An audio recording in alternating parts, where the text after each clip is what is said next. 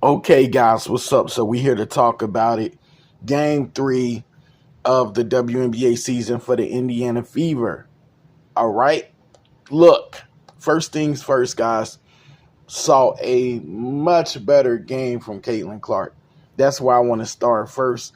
Caitlin Clark definitely played much better today. Um, her shots was going in. Her shots was more crisp today.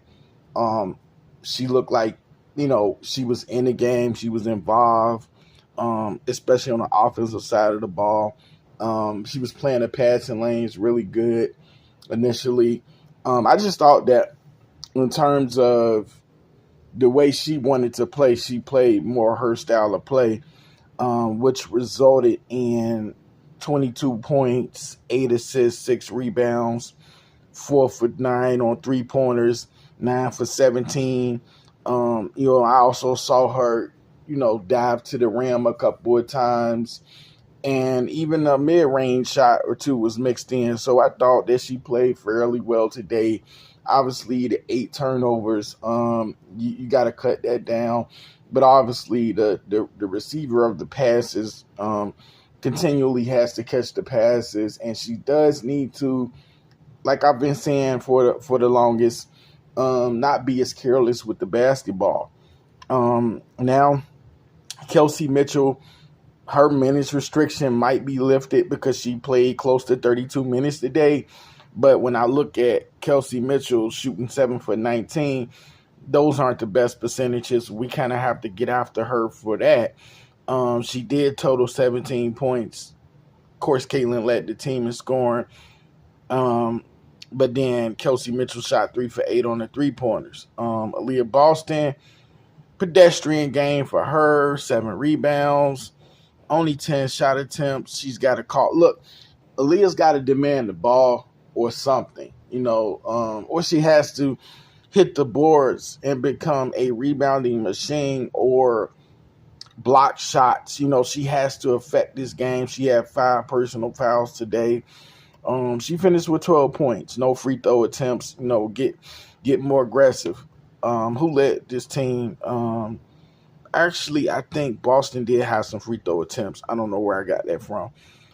Katie Lou Samuelson, only 7 points today. I was wondering if she was going to play because she got hurt the other day, but she only shot 2 for 9, so she was rendered ineffective. And then Alyssa Smith scores only 11 today. I don't know quite where she is. And then let's talk about the bench. I like Timmy Fabinlay, but I don't like when she dribbles the ball as much as she does. I wish she didn't dribble as much. She also had 5 personal fouls. She did total 8 points on 4 for 8 shooting. She did have 2 assists and 3 rebounds. Again, like Timmy, but I don't like when she dribbles as much as she does. Christy Wallace, I don't mean no offense when I say this, but you truly don't serve a purpose on this team, and I don't know what you're doing here. Lexi Hole only played 2 minutes. That's disgusting. Celeste Taylor didn't get in the game.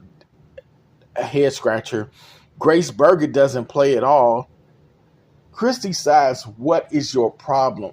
Look, guys, this is a profanity-free channel for the most part. Sides makes me want to go into a profanity-laced tirade. I fight so hard not to. I do. I really fight so hard not to. Erica Wheeler, 13 minutes, 0 for 4. I am not a fan of Erica Wheeler. This team don't defend on the perimeter. And before we say it's Caitlin Clark's, you got 4 other players that could be playing defense out there. Like New York was just raining down threes, and there's no pushback. There's no trying to stop them. No, there's no in their face shot contest. If you give Sabrina Ionescu, Vandersloot, Bernard Jelani, Hamilton open looks, even John Quill, what do you think's gonna happen? I mean, case in point, Bernard Jelani, 4 for 5 on the 3-pointers. Brianna Stewart, 2 for 3 on the 3-pointers. Jonquel Jones, 2 for 2 from 3-point range. Courtney Vandersloot, 2 for 5. Come on now. Sabrina Ionescu, 4 for 9. I mean, and a couple of players off the bench hit threes. Like, you got to play some defense on the perimeter, you cannot play that shoot them and I hope you miss defense. Like you're gonna get burned. This is the WNBA, and it's just sad because we know Caitlin has to get better at playing defense all around. But what about Nalissa Smith and Katie Lou and Aaliyah Boston? These players aren't playing any defense. Like, I don't know. It's mostly the fact that strategically, game plan wise, Christy Sides ain't doing nothing. She's not really doing anything. Thus, I was just happy to see Caitlin say, you know what? Well, I guess, we're not going to be winning. I mean, they did have a good, I want to say they had a good fourth quarter. That's what I want to say. I want to be able to look at that and actually look at the breakdown of each quarter. But I will say this, at least Caitlin was like, okay, let me go get my numbers. I mean, you're damned if you do, you're damned if you don't, and I like the way she started out this game once again. I really do. What else can I say? The Liberty, they do look like the real deal, although they played the Fever twice. Let's see. Free throws. Indiana only shot 6 of them. New York Liberty shot 16. New York Liberty clearly the more aggressive team. Liberty hit 16 out of 32 three-pointers for almost 48%. The Fever hit 9 for 26 from three-point range. Points in the paint. The Fever actually had more points in the paint, which was good. But again, absolutely no perimeter defense. And then, let's see, rebounds. The Fever won the rebound advantage. If they could just defend, if they could just get out there and actually play some defense, and, as a unity, I mean, as a team unit, I just don't, man. I just don't get it, I'm really just of the mindset, where I don't know where this thing is headed, Of course, obviously, they playing some tough teams out the gate, and we're going to see what happens. But, yeah, guys, this is pretty much all that I think that I need to say, that I want to say. They play the Sun next.